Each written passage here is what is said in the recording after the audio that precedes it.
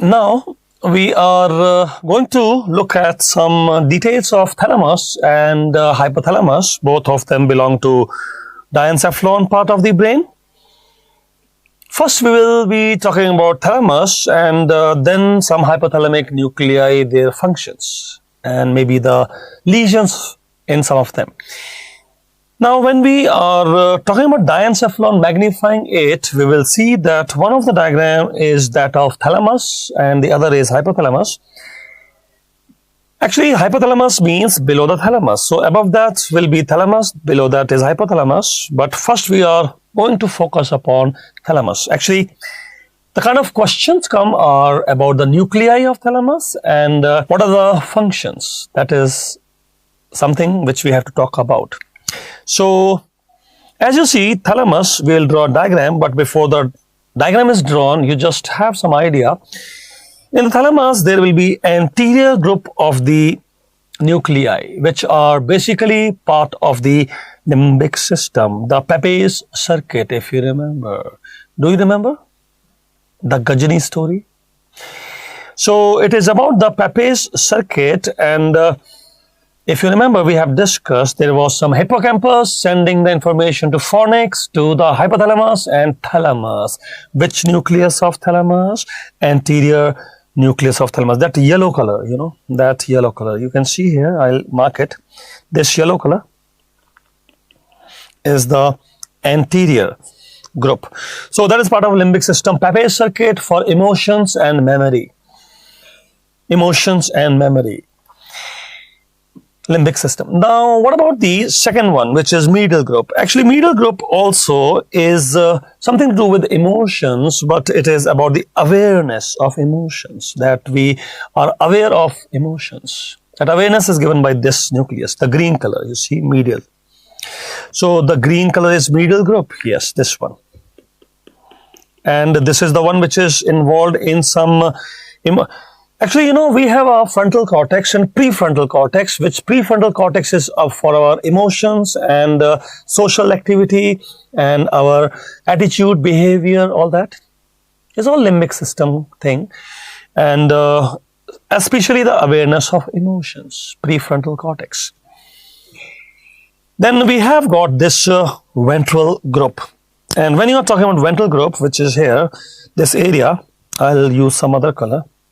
This area, this is something to do with you know, there will be actually ventro-posterior-lateral nucleus, ventro-posterior-medial nucleus.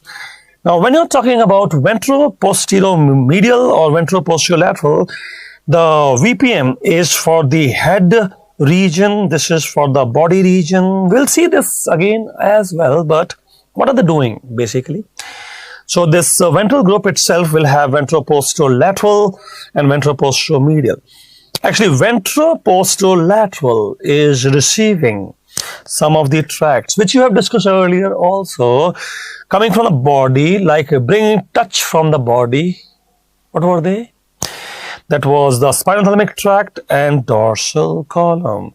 So understand, spinothalamic tract and dorsal column, which will bring the touch sensation from upper limb and lower limb, will be coming to the VPL nucleus of thalamus before they reach the cerebrum. Actually, it is thalamus, it's a relay center.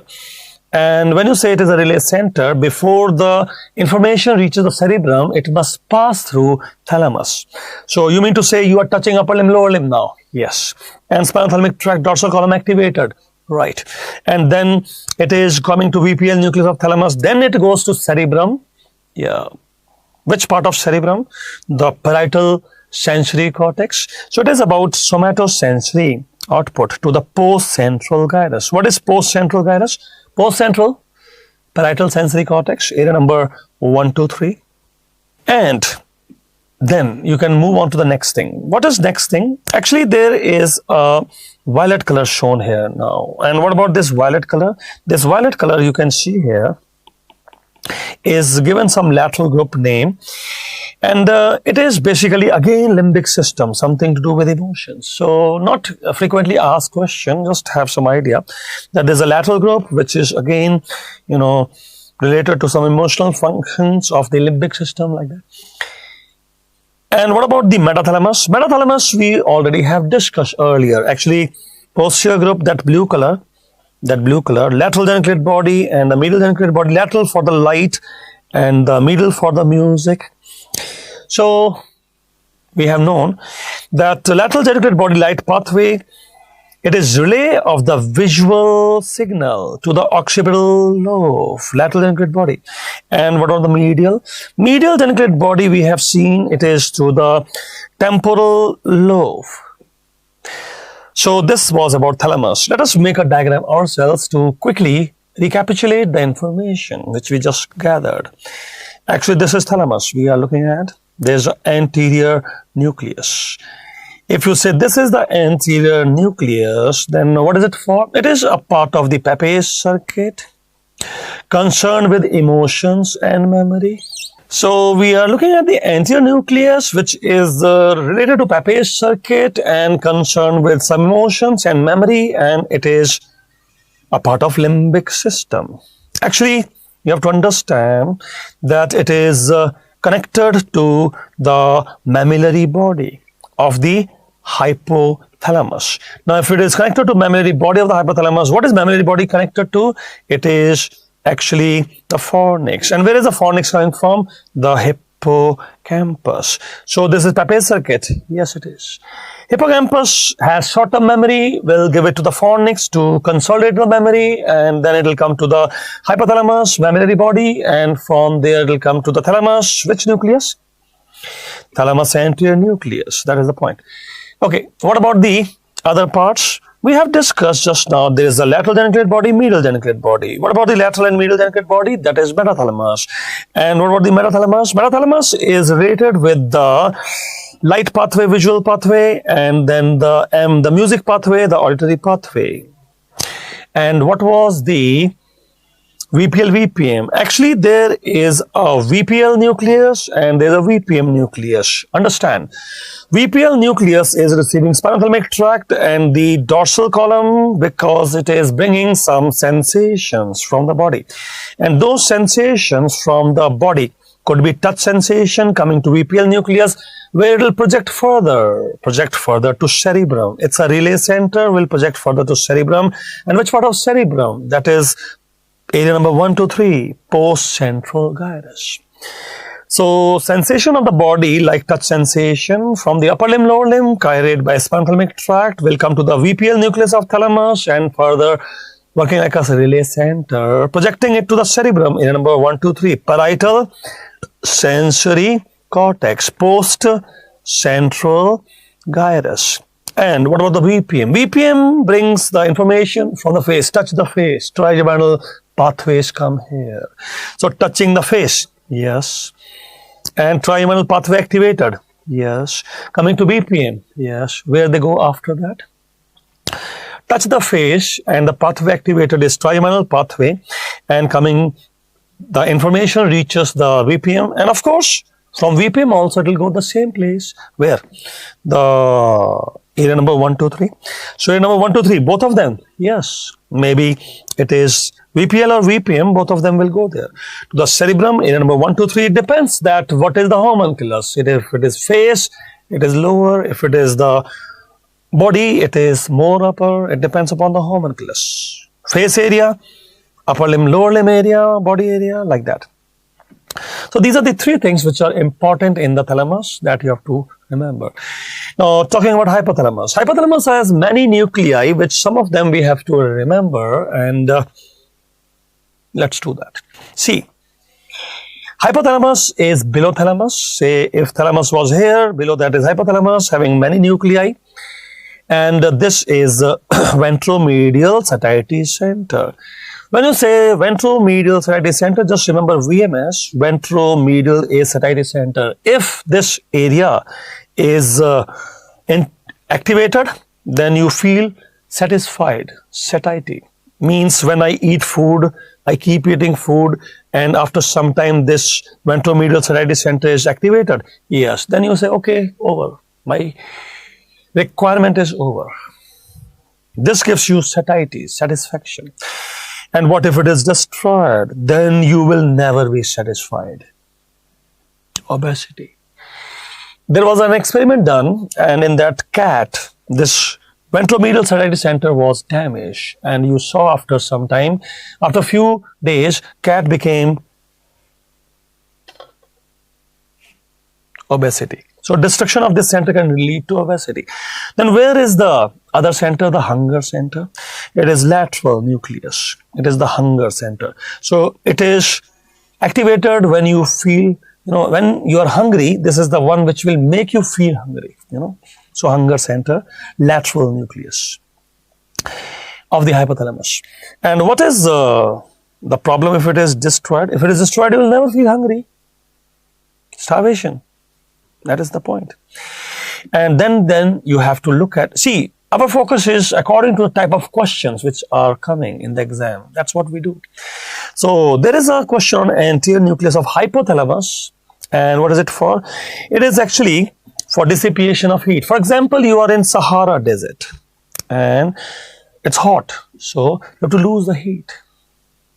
You are in Sahara Desert and you have to lose the heat. So how do you lose heat? You see, it is a parasympathetic system which is activated, and there will be some vasodilation in the periphery and lose the heat.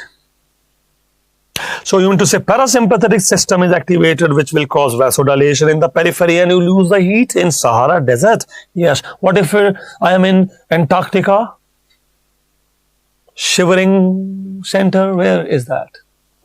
That is posterior nucleus. See, this is anterior nucleus and that is posterior. So posterior for conservation of heat in Antarctica. Yes.